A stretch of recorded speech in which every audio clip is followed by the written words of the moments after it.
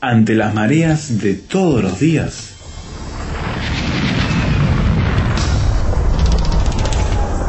llegamos a tierra firme.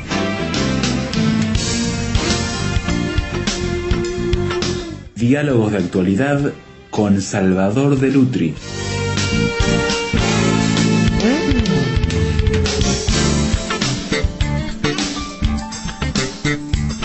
Existen, amiga y amigo, infinidades de maneras de comunicar ideas, transmitir pensamientos y hacer movilizar a las personas en su accionar. El cómic ha sido una manera interesantísima que se ha utilizado, especialmente creo que en el siglo XX, para hacernos llegar a los que éramos niños en primer lugar, a los jóvenes, un montón de imágenes, ideas y de héroes, superhéroes, que de una manera cautivaban nuestras mentes. De eso queremos hablar, y de un personaje muy especial que estoy seguro todos conocemos en nuestros países, en nuestras localidades. Se trata de nada menos que de Superman. ¿Se acuerdan? De eso vamos a hablar con Salvador de Lutri. ¿Qué tal, Salvador? Bien, muy bien. Es interesante tratar un tema tan actual como el tema del cómic, ¿no? Y has dicho bien, el cómic es una realidad cultural del siglo XX. Uh-huh. Porque el hecho de contar una historia, digamos, en diferentes cuadros, tiene antecedentes, tiene muchos antecedentes. Recuerdo, por ejemplo, algunos cuadros de la Edad Media, donde en la misma pintura, por ejemplo, se narraba la historia de los magos de Oriente que visitaban a Jesús. Y se los ponía chiquititos arriba, saliendo de su ciudad, viajando, entrando a Jerusalén, y por último grande, en el cuadro estaban adorando a Jesús. Y esto es una forma de contar una historia con diversas imágenes, y se utilizaba como si fuera un cómic, ¿no es cierto? Es decir, a la gente que no sabía leer, esto les resultaba interesante, ¿no? Uh-huh. Es decir, era una forma de ilustrar. Tenemos muchos vía crucis también, ¿no es cierto?, donde están las diferentes estaciones. Yo estoy diciendo con todo respeto, es una forma de ilustrar gráficamente una historia en sus diversas etapas. Pero es el siglo XX realmente el que le da entidad al cómic. El cómic se hace una forma popular de comunicación que, como pasa siempre con estas formas, primero los intelectuales la ignoran y después terminan saliendo a buscarlas para analizarlas, y es lo que ha pasado. Sí, sí. Umberto Eco, por ejemplo, ha analizado mucho el fenómeno del cómic, y es un fenómeno ya ineludible, que la revista, como decimos en América Latina, la revista de historietas, ¿no es cierto?, es una realidad que se ha impuesto en una sociedad culturalmente visual. Porque el cómic apunta un poco a eso, ¿no? A que el hombre, a la palabra escrita, le añada la imagen, lo visual. Más bien son diálogos muy cortos, ¿no? Sí, los primeros cómics tenían diálogos más largos. En algunos casos eran historias ilustradas, porque traían al pie del cuadro las notas. Después los diálogos fueron ya directos y la acción se mostraba, como en todo arte que va evolucionando, se mostraba a través de las figuras. La palabra fue perdiendo importancia en el cómic, y hoy hay muchos cómics que no traen palabras, ¿no? Que uno tiene que seguirlos únicamente a través de la imagen, lo que es interesante, porque se ha obviado el hecho de la palabra, que es todo un logro. No quiero decir con esto que se ha enriquecido nada, pero es un logro. Se ha obviado la palabra para reemplazarla por la imagen. Es interesante por eso, y además por la difusión que tiene, por los cultores que tiene. Hay gente que hace del cómic un culto, ¿no? De la historieta un culto. Y uno ve en los medios de transporte, por ejemplo, que hay gente que va leyendo historietas, ¿no? Y tal vez más gente que lee historietas que la que lee libros. Los diarios tienen sus historietas, ¿no? El cómic se ha metido en la realidad. Hay de diferentes categorías, indudablemente hay algunos de consumo popular y hay otros que son verdaderas obras de arte, ¿no? Es decir, hay artistas del cómic y hay historias y hay hombres que se han dedicado a escribir historias para cómic que son geniales. Incluso hay exposiciones, sabemos que hasta en bibliotecas se exponen artistas que se dedican a dibujar cómic, lo que se le ha dado un lugar de trascendencia importante. Uno de los diarios más importantes de Argentina publicó 25 obras que salían semanalmente de la literatura, las obras más notables de la literatura argentina, donde había una serie de especialistas que seleccionaron estas obras, tratando de evitar las obras tradicionales, ¿no es cierto? En general, en un país como Argentina, el Martín Fierro, o no sé, o en Ecuador, Guasipungo, o tratando de evitar eso que ya la gente conocía, pero buscando obras que fueran fundamentales. La última de las 25 obras fue El Eternauta, donde un gran escritor, Oesterlel, escribió el guión y Solano dibujó la imagen, los dibujos, la ilustró. Y este guión del Eternauta se considera que esta historieta se considera que es una de las cumbres del cómic mundial, ¿no es cierto?, reconocido mundialmente. Y el Eternauta es una historia realmente inquietante, ¿no? Entonces, creo que el cómic tenemos que darle el lugar que le corresponde. Y hay un personaje que, bueno, ha tomado vital importancia en todas partes del mundo. Algunos llegan popularidad limitada a una localidad, a un pueblo, porque refleja la cultura de una nación. Uh-huh. Otros a veces se extienden un poco más y comparten 2 o 3 naciones. Y algunos, como se usa el término ahora, se globalizan, uh-huh, o son muy populares en todo el mundo. Yo creo que para que un cómic se globalice se necesitan 2 cosas. En primer lugar, se necesita una potencia económica que lo pueda globalizar. Es decir, que lo lance al mercado en forma tal que pueda llegar a todas partes. Porque, salvo algunas excepciones, el cómic, si no está potenciado económicamente, es difícil que tenga llegada a todas partes. Claro. Y para eso se necesita un emporio económico detrás. Pero además, se necesita que, en alguna forma, el cómic interprete alguna de las fantasías comunes al hombre. Es decir, que el hombre vea reflejado en el cómic algo que a él realmente le interese.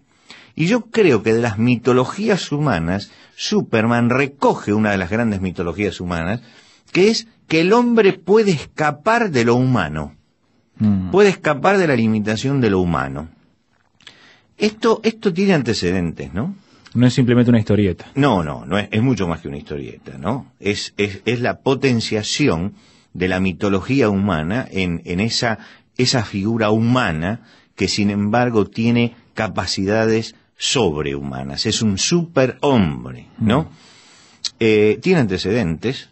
Se podría retroceder, por ejemplo, a los griegos cuando creaban sus mitos.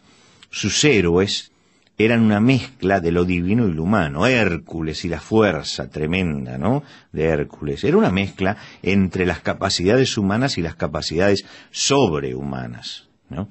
Quiere decir que se idealizaba.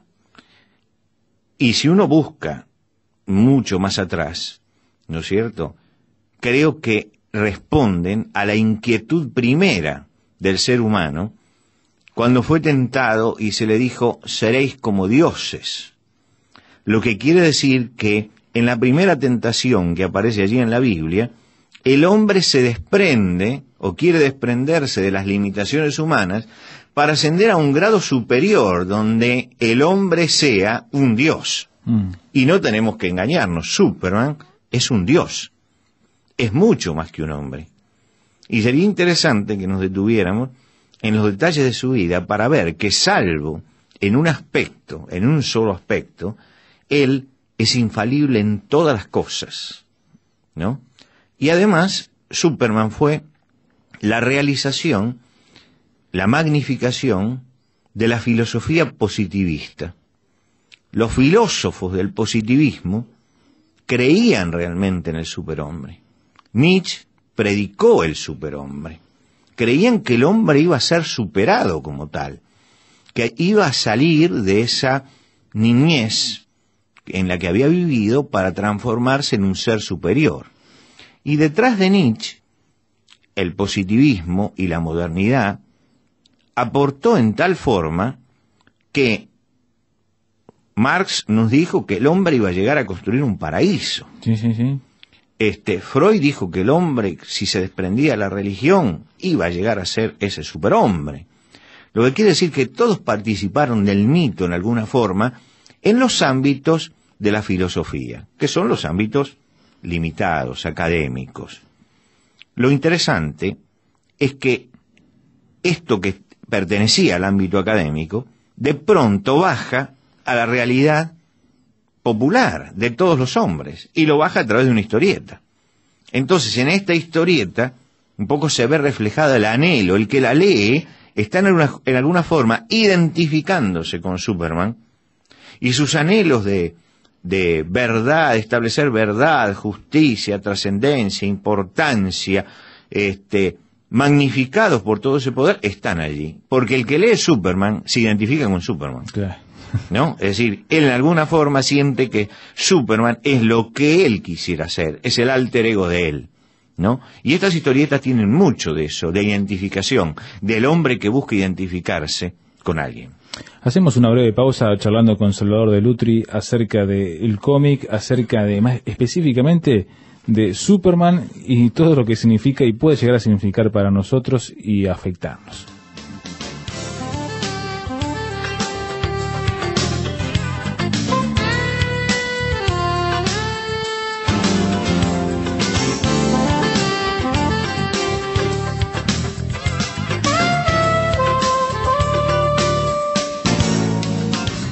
Tierra Firme en Internet. Descubra nuestro sitio materiales, datos, la transcripción de estos comentarios, frases sobre este tema que le ayudarán a desarrollar una posición con bases sólidas.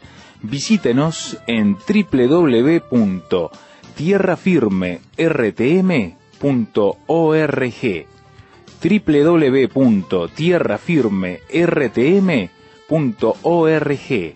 Tierra Firme es una producción de Radio Transmundial.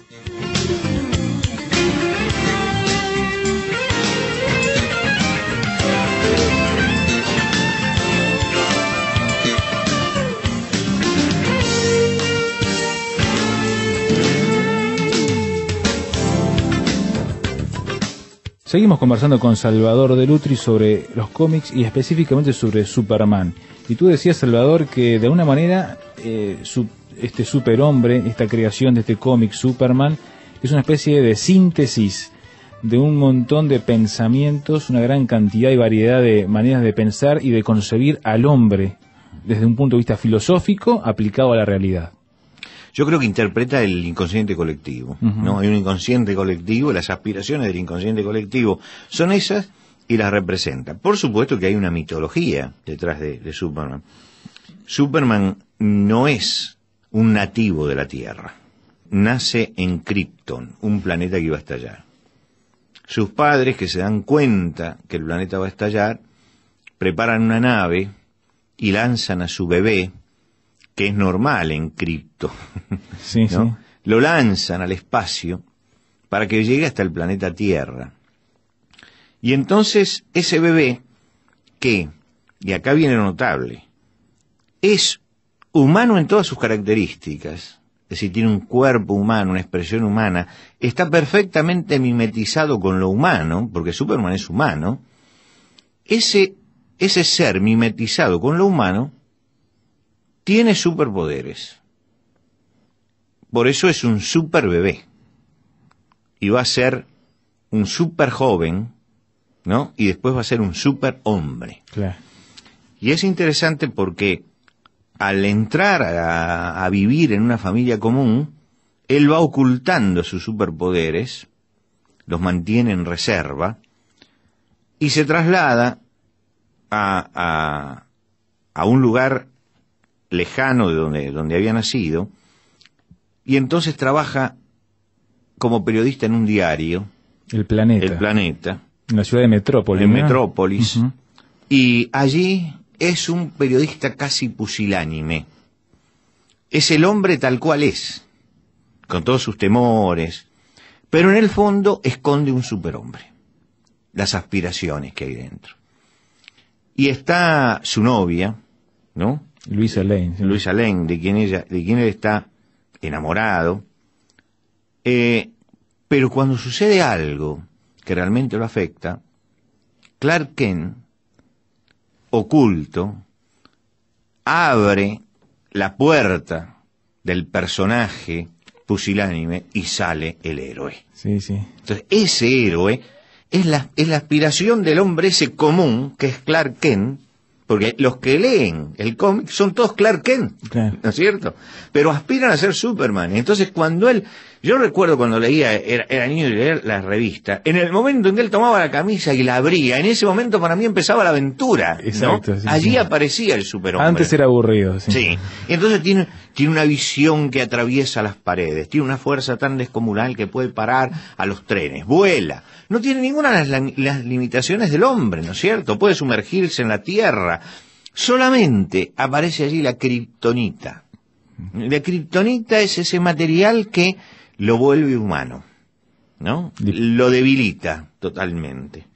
Entonces él evita. Y claro, las grandes luchas es que los enemigos le ponían kriptonita y él tenía que superarlo. Pero, claro, era un superhombre también mentalmente, ¿no? Y entonces él logra superar todas esas cosas. Y es notable cómo el personaje pasó del cómic a la película, a la televisión, como serie televisiva, ¿no? Es decir, se multiplicó. Y es también importante lo que mostró en una de las últimas películas, donde logra hacer volver el tiempo atrás, ¿no? Es decir, la Tierra ha girado, ¿no? Y ha llegado la muerte, y entonces él hace girar la Tierra en sentido inverso. Es el Todopoderoso que toca lo que solamente es atributo divino, que es la vida y la muerte. Es casi un superdios. Es un superdios, ¿no? Es un dios Quiere decir que yo creo que el personaje cumplió un ciclo, nace en 1938 y se prolonga hasta que, por fin, en las últimas décadas del siglo XX, aparece la última historieta. Y en la última historieta aparece un personaje que es más fuerte que él, más monstruoso que él, y lo vence. Es decir, que el superhombre cumplió un ciclo y llegó a su fracaso final. Lo que cierra la parábola, ¿no? Que las aspiraciones del hombre del siglo XX, que fueron Superman, terminaron frente a un monstruo que lo destroza. Y yo creo que mirarlo simplemente como una historieta sería simplificar el asunto. Hay mucho que decir, Hay ¿no? mucho que sacar de eso. Yo creo que la crisis de la posmodernidad, de la modernidad, lo que nosotros llamamos hoy posmodernidad, está dado en esa muerte de Superman. Se muere el ideal del hombre, ¿no? Y lo mata algo monstruoso. Creo que es el gran final de quien quiso ser Dios y no llegó a ser Dios. Y tuvo que admitir finalmente que no era nada más que un hombre y que había fuerzas que eran más poderosas que él. Por lo tanto, creo que Superman cumple una parábola completa, ¿no? Llega a un final que era el final esperado. Es el final de todos los que ascienden como Prometeo para robarle el fuego a los dioses y terminan prisioneros de su propia soberbia. El hombre de acero surge justamente como eso, ¿no? Como el que todo lo puede. Pero también es interesante ver la época histórica en que surge, ¿no? Como que el superhombre puede lograr todas las cosas. En los años 40 me decías tú que surgía. Sí, sí. Y en medio de las guerras, ¿no? Claro, él surge en el 38, en el momento en que la realidad se le impone al hombre del siglo XX para decirle que no es un superhombre, ¿no? Sin embargo, bueno, hay que tener en cuenta cuál era el país que lo sostenía, Superman. Sin embargo, el mito de Superman continúa en el tiempo, ¿no? Porque en alguna forma también representa la mentalidad de una nación, Superman. Es decir, está representando algo, políticamente representa algo. Los colores de su traje Claro, también, sí. ¿no? Está representando toda una nación que avanza arrolladoramente. Entonces, la guerra demostró que el hombre no es Superman, Pero el imperio seguía mostrando que sí era Superman, hasta que tuvo que admitir que no, que era vulnerable. Es notable que Superman cae, y no quiero con esto ser extremadamente, pero caen las Torres Gemelas también, ¿no es cierto? Es decir, están marcando el final también de una época, ¿no? El gran atentado en los Estados Unidos destruye un mito, y antes se destruye en el cómic el mito. Por eso hay una relación interesante entre una cosa y la otra, que yo creo que todos nosotros tenemos que analizar, ¿no? Es notable que juntamente con Superman aparecen los superhéroes, ¿no es cierto? Marvel también saca una serie de productos de superhéroes, algunos con superpoderes, como la Mujer Maravilla, por ejemplo, y otros no, como Batman, claro, ¿no? Pero a un Batman que no tiene superpoderes, hay detrás de él una superinteligencia, una superingeniosidad, hay una capacidad técnica, una capacidad sí, para transformarse en un ser casi invulnerable, ¿no es cierto? Son todos héroes de la misma época, ¿no? Es decir, estaban hablando de la expresión, y fijémonos que nacen todos en el mismo momento. Interesantísimo. Sí. ¿No? Todos en el mismo momento. Están hablando de todo lo que piensa una sociedad que debe ser, ¿no? Y llegamos al final y decimos, no, no es así, ¿no? El antihéroe se impone. El antihéroe que existía allí abajo, ¿no? Porque el antihéroe es Clark Kent, claro, es la única realidad que queda, ¿no? Es el hombre que lee el cómic, que no es un superhombre. Y hay que enfrentarnos con esa realidad, ¿no? Que no somos los hombres de acero, o las mujeres maravilla, o los Batman, y que necesitamos reconocer nuestras debilidades, Salvador. Es que detrás de Superman se está planteando un problema espiritual. Superman es el resultado popular, decíamos, de el superhombre de Nietzsche. Y el superhombre de Nietzsche es la negación de Dios. Es el hombre que se desprende de Dios, dice, Dios ha muerto, y porque Dios ha muerto yo tengo todo el poder. El hecho de que el hombre se desprenda de Dios, de acuerdo a la teoría, a la propuesta de Nietzsche y de sus seguidores, significaba que el hombre iba a ser Dios, iba a ser todopoderoso. La realidad demostró que cuando nos desprendemos de Dios, bajamos al nivel de las bestias y no subimos hasta los niveles que esperábamos.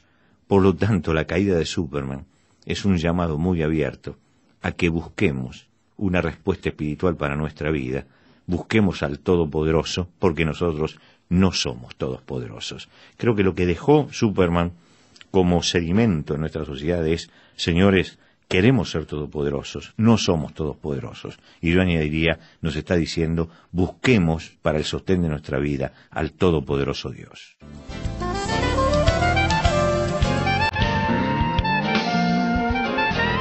Los grandes músicos en tierra firme.